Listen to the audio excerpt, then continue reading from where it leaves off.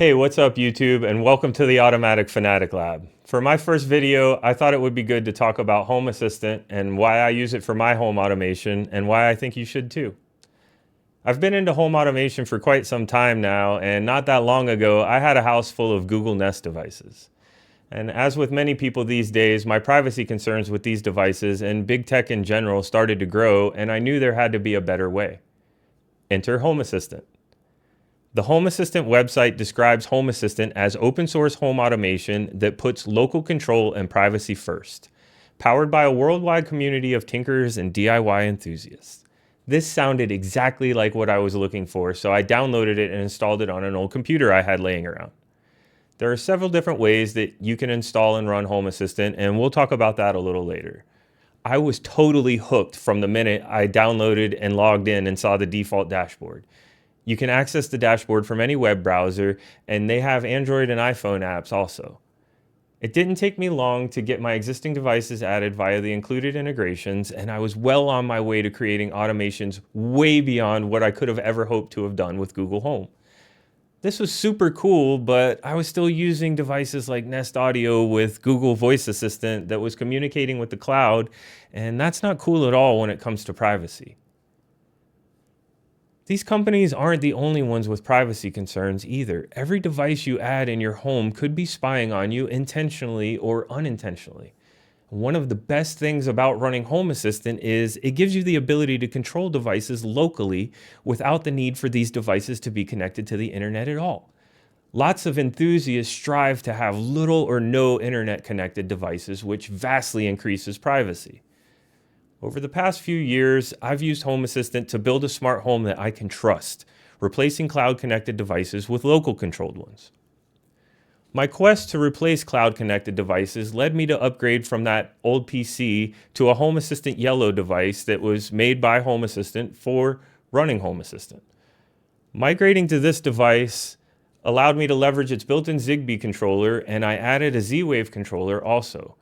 If you aren't familiar with Zigbee or Z-Wave, we'll cover them in detail in future videos, but for now just know they're wireless protocols that allow for building mesh networks of smart home devices, and they are way better for battery-powered devices than regular Wi-Fi. Having the ability to use Zigbee and Z-Wave devices opened the door to a plethora of devices I could control locally. For example, I replaced my cloud-connected Nest thermostat with a Z-Wave thermostat from Honeywell. Completely local controlled, and I can do anything with it that the Nest could. I've replaced the Wi-Fi connected Nest door lock with a Z-Wave one from Yale, and holy smokes, the batteries in that thing seem to last forever now. I've added cameras that don't have to connect to the internet, but I can access them from anywhere.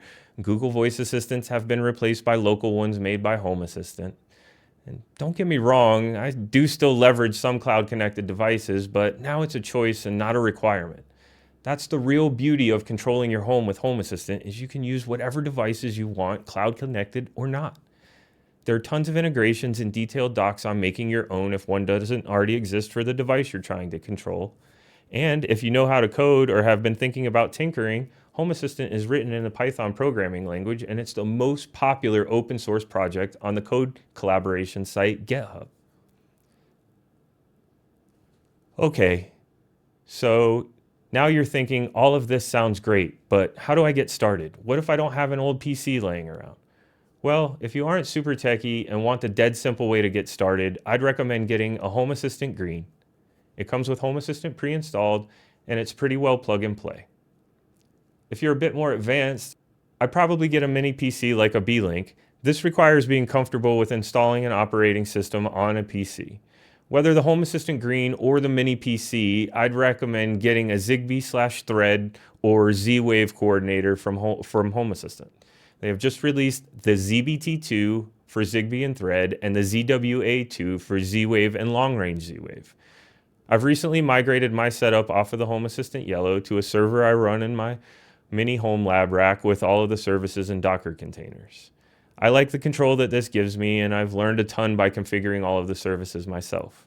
I leverage the new ZBT2 and ZWA2 controllers from Home Assistant for my Thread and Z-Wave devices these days, and I've switched from Zigbee to Thread and Matter since that seems to be the future, and I was able to leverage a Zigbee to Matter bridge for the existing Zigbee devices I had. I'll cover all of these devices in detail in future videos.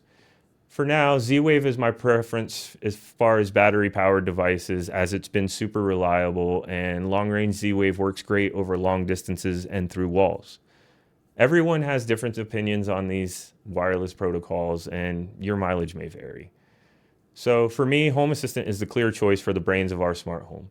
Open source, privacy focused, and it works with whatever devices I want.